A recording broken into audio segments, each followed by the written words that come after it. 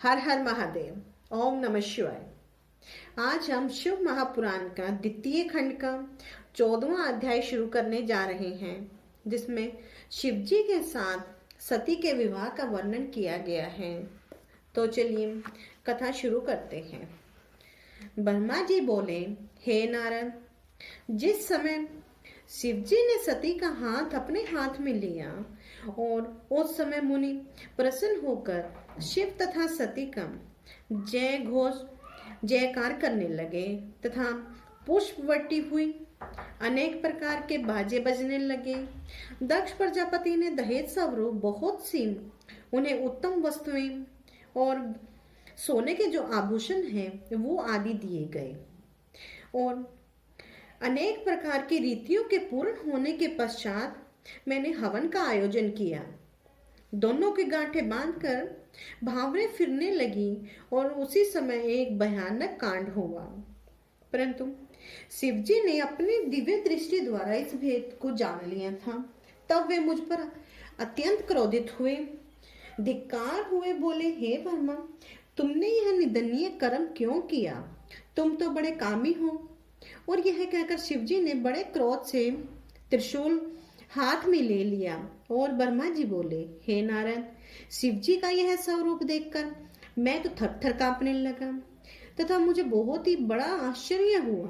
यह दशा देखकर कि सब लोग शिवजी द्वारा मेरी मृत्यु का निश्चय कर शिव की स्तुति करने लगे, परंतु शिवजी का क्रोध कम न हुआ और दक्ष प्रजापति ने भी हाथ उठाकर शिव शिव कहने लगे और मेरे मारने की मना ही करते हुए शिवजी से बोले, हे प्रभु, आप इस समय रंग में भंग न करें। शिवजी ने कहा, हे दक्ष, तुम अब मुझसे कुछ न कहो। मैं ब्रह्मा को किसी प्रकार भी क्षमा नहीं कर सकता। इसने वेद के पथ को भुलाकर सती को पाप दृष्टि से देखा है।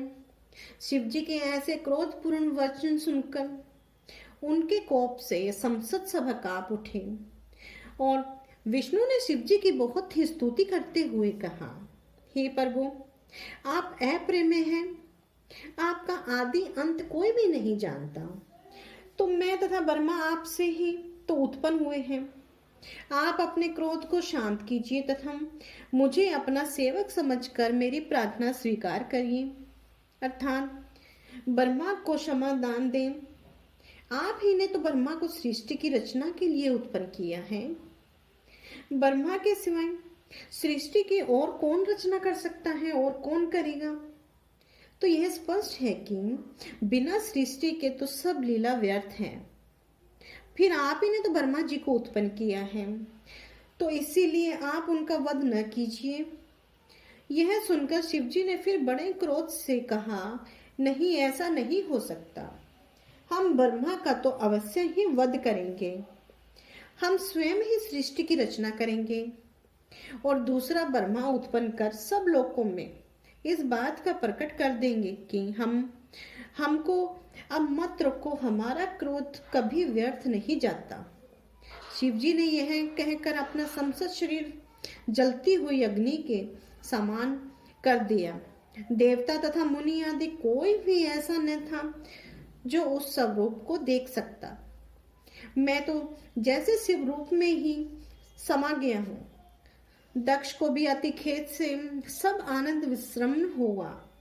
उसने अत्यंत दुखी होकर शिवजी के चरण कमलों का ध्यान करके बहुत प्रकार से प्रार्थना की।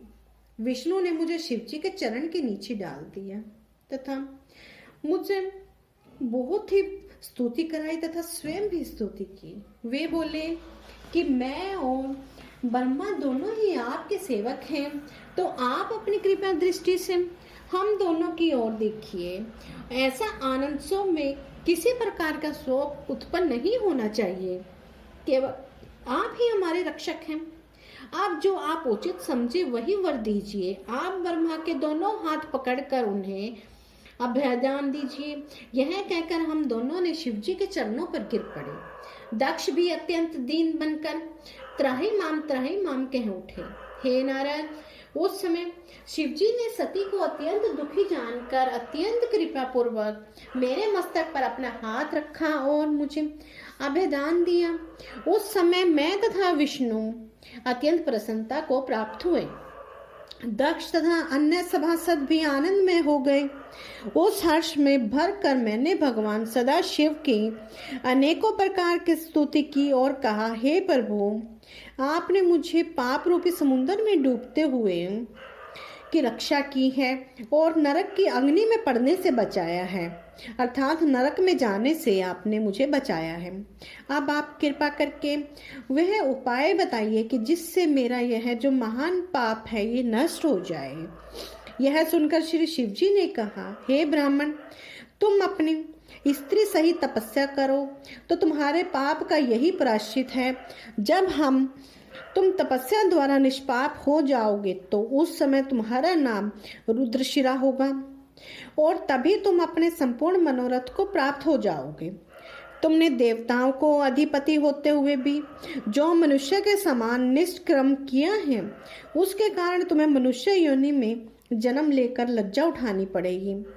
इस उपाय से तुम्हारा पाप है वह नष्ट हो जाएगा। भगवान सदाशिव के श्री मुख से निकले हुए इन वचनों को सुनकर मुझे दक्ष को अत्यंत प्रसन्नता प्राप्त हुई। तो यह कथा यहीं पर समाप्त होती है। ओम नमः शिवाय। ओम नमः शिवाय।